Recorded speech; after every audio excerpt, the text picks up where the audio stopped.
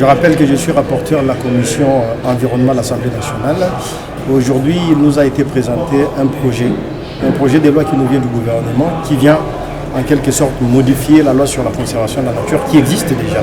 Et ce projet de loi contient des dispositions novatrices. Et parmi ces dispositions novatrices, il y a le fait que l'on veuille, par le gouvernement, faire concilier les objectifs de développement durable et les objectifs de développement économique.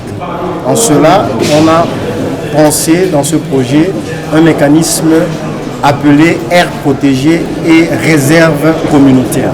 Pour nous, cela n'est pas conforme parce qu'une aire protégée est censée être protégée, non exploitée, et une réserve communautaire, c'est une réserve qui est dédiée ou mieux réservée à l'exploitation.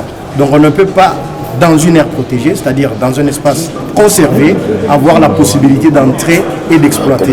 La RDC gagne quelque chose. Je comprendrais que vous me disiez qu'au regard des services écosystémiques que fournissent la RDC, ce qu'elle gagne n'est pas à la hauteur de ce qu'elle aurait bien voulu ou mieux mérité de gagner.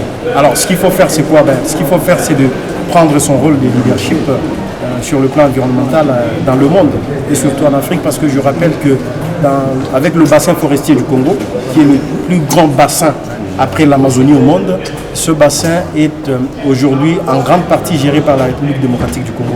À nous seuls, nous avons près de 70% de la forêt et les autres pays du bassin du Congo se partagent le reste.